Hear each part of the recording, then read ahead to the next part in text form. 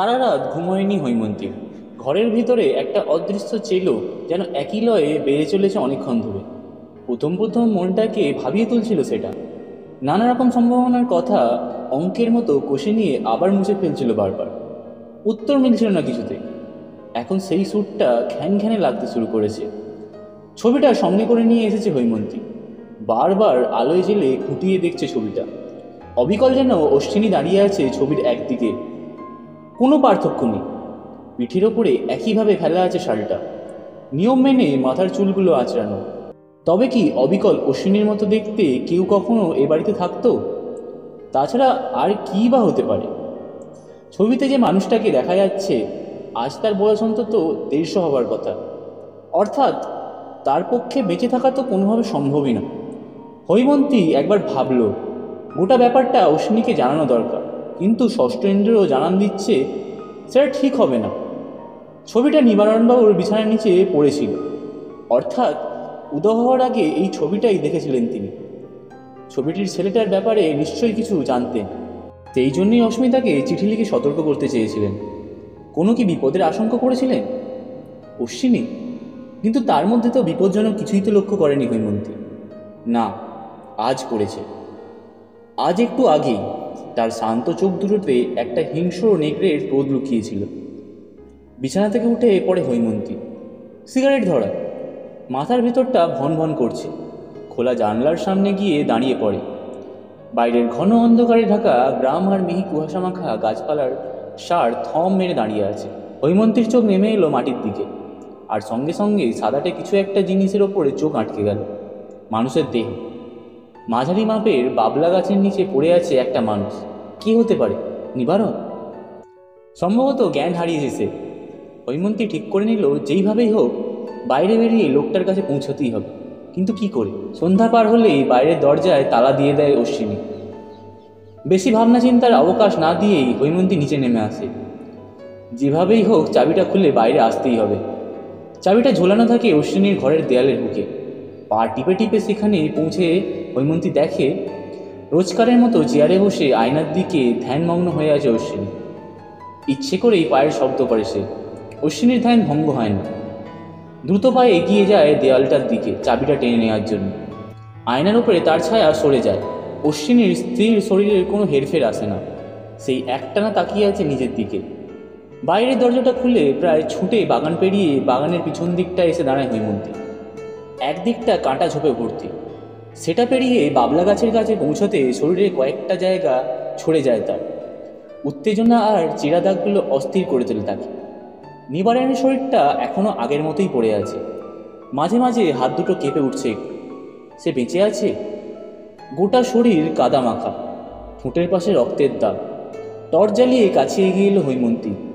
লোকটার মুখের ওপর ঝুঁকে পড়ে তার গায়ে ঠেলা দিল। শুনছেন? প্লিজ চোখ খুলুন।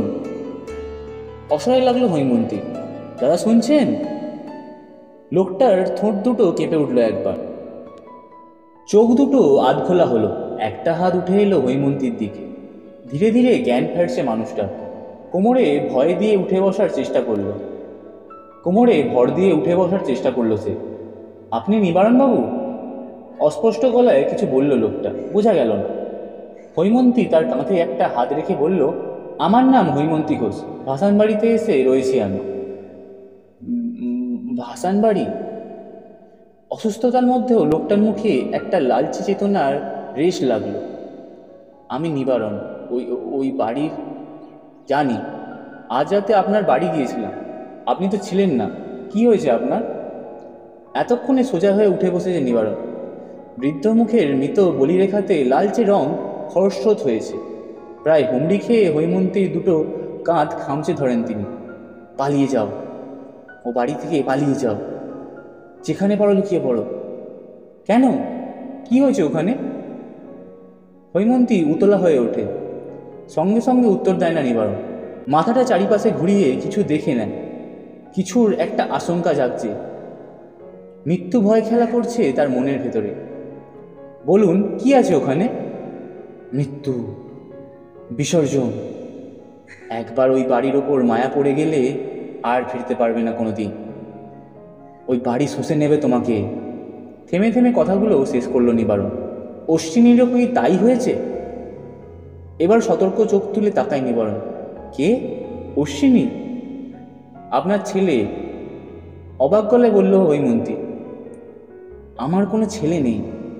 আমার ছেলে 7 বছর আগেই টাইফয়েডে মারা গেছে। একটা ঠান্ডা স্রোত হৈমন্তীর হৃৎপিণ্ড ভেদ করে চলে যায়। শরীর কিছুটা পিছিয়ে আসে তার। মাথার ভিতরে ধুলোবালির ঝড় উঠেছে তার। নিজেকে স্থির রাখতে পারছে না কিছুতেই। ও কে তাহলে? প্রায় চিৎকার করে প্রশ্ন করে হৈমন্তী। নিবারণ দুহাতে নিজের মুখ ঢেকে ফেলে। কান্নার দমক এসে বুদ্ধর বুকটা কাঁপিয়ে দেয়। আমি জানি না, কিন্তু আমাকেও বাঁচতে দেবে না, মেরে ফেলবে। আমি কোনো রকমে পালিয়ে। কেউ মারতে পারবে না আপনাকে। একটা হাত ধরে নিবারণকে দাঁড় করিয়ে দেয় হৈমন্তী। কসরত করে উঠে দাঁড়ায় নিবারণ। হৈমন্তী একটা হাত কাঁধে তুলে নিয়ে বলে, আপনি আমার সঙ্গে আসুন। কোথায়?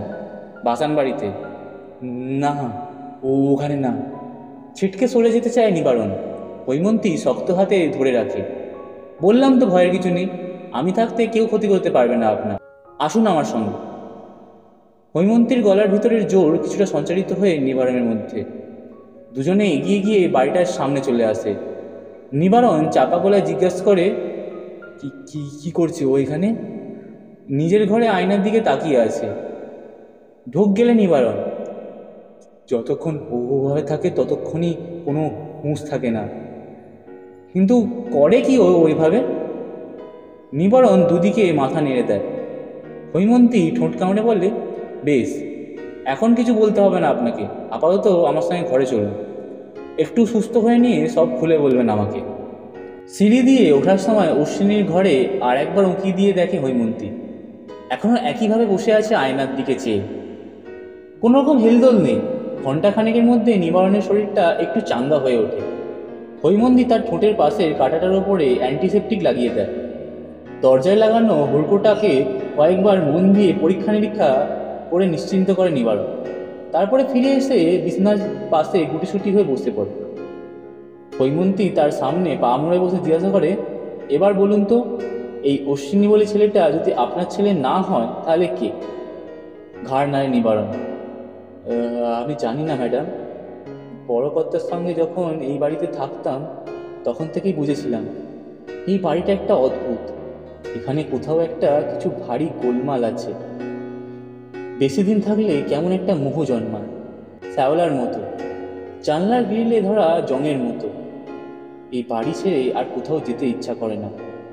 সংসারের আর কোনো কিছুর থেকে খেয়াল থাকে না। হৈমন্তী বলল, নিবারণ নিজের মতো কথা বলে চলেছে। প্রশ্নের উত্তর থেকে দূরে সরে যাচ্ছে।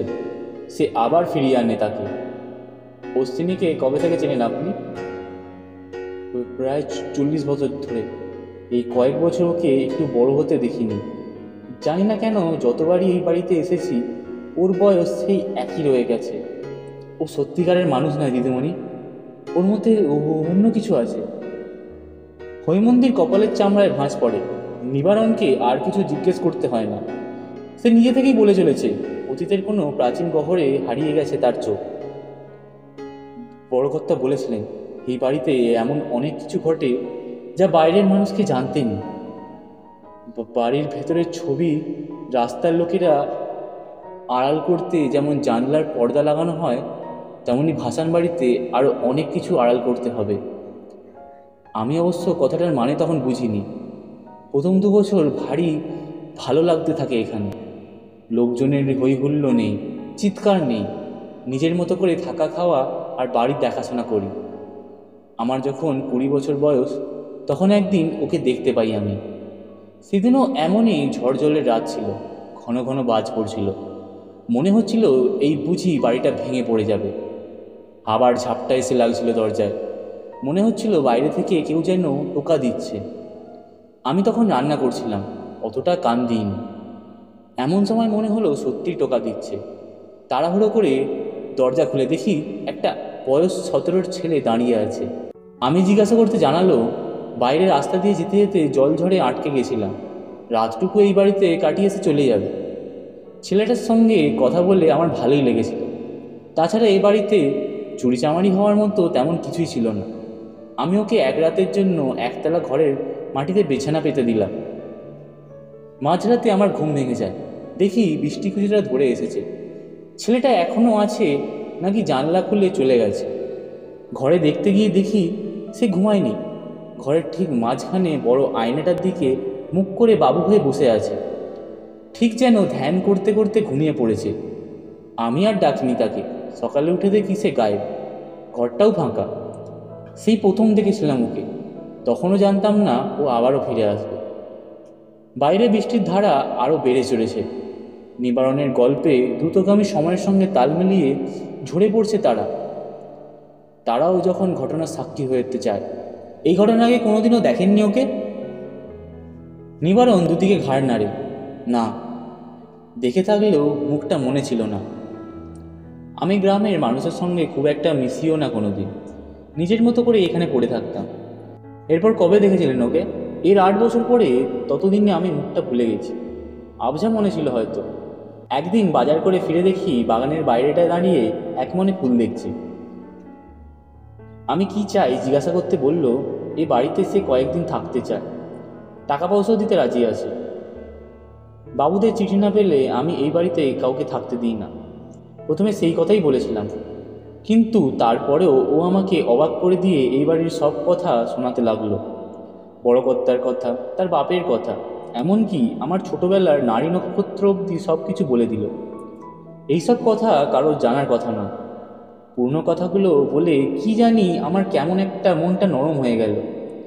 টাকা পয়সা ছাড়াই ওকে থাকতে দিলাম আমি, তবে গতরে খেটে দিত। ভারী অদ্ভুত ছেলেটা, ঘুমায়ও না, গায়ে জোরের অভাব নেই, এতটুকু ফাঁকি দেয় না কোনো কাজে, খাবার দাবারের লোভও নেই। তবে পরের কথাগুলো বলতে গিয়েও থেমে যায়নি, বরং ঘরের দরজার দিকে তাকায়, কান পেতে কোনো আওয়াজ আসছে কি না শোনার চেষ্টা করে। মুখের ওপর একবার হাত চালিয়ে নিল আর বলে, একটা বুনো স্বভাব আছে ওর। কেউ আমার বা এই বাড়ির কোনো ক্ষতি করতে এলে ওর ভেতরে সেই বুনো জন্তুটা জেগে ওঠে। মনে আছে একবার গ্রামের কিছু একটা ডেপো ছেলে আমার ঘরের জানলা দিয়ে একটা সাপ ঢুকিয়ে দিয়েছিল। অশ্বিনী কী করে জানি না খুঁজে পেয়ে সেটাকে ধরে জঙ্গলে ছেড়ে দিয়ে এসেছিল। তবে সেই ছেলেগুলোর 2 দিন পর জঙ্গলে একটা গাছের সঙ্গে বাঁধা অবস্থায় পাওয়া গেছিল। মাঝরাতে ঘুমের ঘোরে কেউ তাদেরকে তুলে নিয়ে গিয়ে বেঁধে এসেছিল সেই গাছের সঙ্গে। অন্ধকারে ছেলেগুলো কিছু দেখতে পায়নি, তবে আমি জানি কাজটা অশ্বিনী। 2 দিন ধরে অস্থির দেখাচ্ছিল ওকে। ওই ঘটনার পরে ওর চোখে একটা আগুন ছিল, যেটা নিভে গেছিল। হৈমন্তী গালে হাত রেখে জিজ্ঞাসা করে, কিন্তু ও যে আপনার ছেলে, সেটা গ্রামে রটালো কে? ও নিজেই? না, আমি। বাবুরা মাঝে মধ্যে এই কলকাতা থেকে আসেন, তাদেরকে কি উত্তর দেব? বাইরের লোককে বাড়িতে এনে রেখেছি। ওর যে এই 40 বছরে বয়স বাড়েনি, সেটা আপনি ছাড়া আর কে জানে এখানে? নিতাই জানে। এই বাড়িতে অদ্ভুত কিছু যে ঘটে সেটা আমি ছাড়া ওই কেবল জানি। জানলার কাছটা গিয়ে দাঁড়ালো হৈমন্তী। মাথার ভেতরে দমকা একটা বাতাস আটকে আছে, কোথাও কিছু তাল কেটে যাচ্ছিল গল্পটার। 40 বছর বয়স বাড়েনি অশ্বিনীর, এমনটাও সম্ভব? টেবিলের ওপর রাখা ছবিটা চোখে পড়ল তার।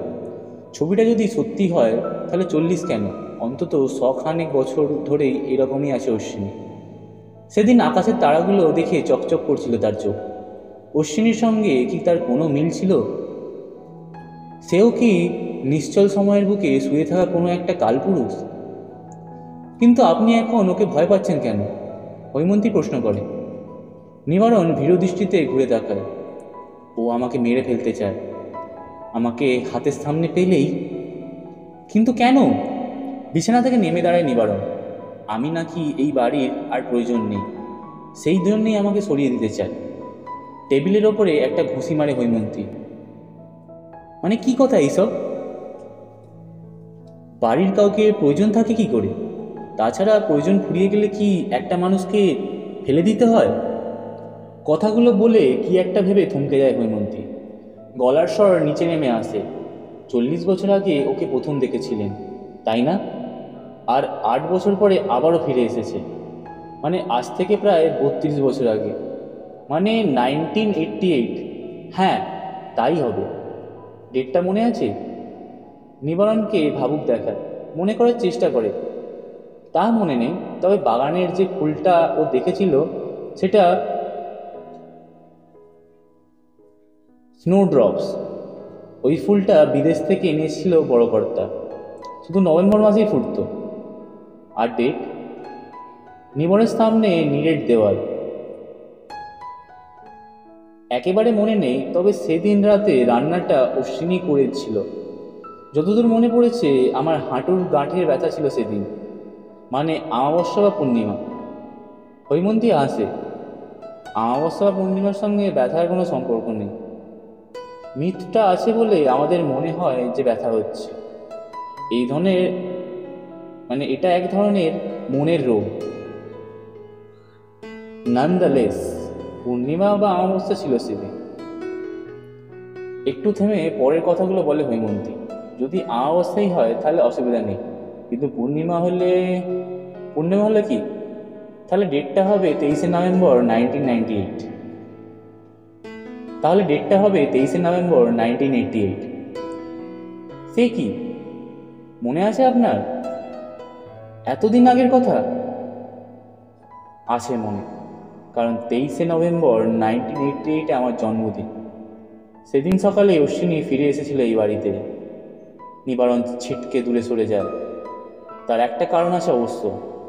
দরজায় টোকা পড়তে শুরু করেছে। সেই সঙ্গে বাইরে থেকে একটা গলা ভেসে এসেছে, আমি অশ্বিনী, দরজাটা খুলবেন একটু? চোখের ইশারায় নিবারণকে লুকিয়ে পড়তে বলে হৈমন্তী। তারপর মুখ থেকে দুশ্চিন্তার রেখাগুলো মুছে ফেলে দরজা খুলে দেয়। অশ্বিনী উদ্বিগ্ন মুখে তাকিয়ে আছে হৈমন্তীর দিকে। ধীরে ধীরে প্রশ্ন করে, বাইরের দরজাটাও দেখি খোলা, আপনি কি বাইরে গেছিলেন? দুদিকে ঘাড় নাড়ে হৈমন্তী। হুম, না তো। এমনি এমনি খুলে গেল, নাকি আমি নিজেই? বিড়বিড় করে অশ্বিনী। তারপর আবার স্বাভাবিক গলায় বলে, জানেন, আপনার ঘর থেকে কথা বলার আওয়াজ আসছিল মনে হলো। হৈমন্তী ফোনে কথা বলতে যাচ্ছিল। ঘটনাটা মনে পড়তে সামনে নিয়ে বলল, তাহলে ঘুমের ঘরে হয়তো কথা বলছিলাম হয়তো। আপনি ঘুমের ঘরে কথা বলেন? ওপরে নিচে মাথা দোলায় হৈমন্তী। কপালে বিন্দু বিন্দু ঘাম দেখা যায়। কই, আগে তো দেখিনি। তুমি রোজ ঘুমোতে দেখো আমায়? লাজুক হাসি হাসে অশ্বিনী।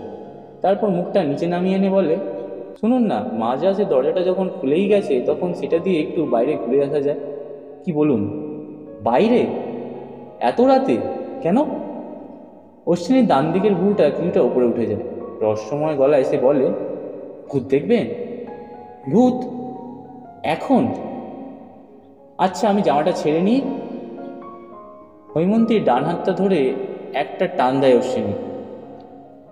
কিছুই ছাড়তে হবে না। ভূত, ভগবান আর সময় কারোর জন্য দাঁড়িয়ে থাকে না।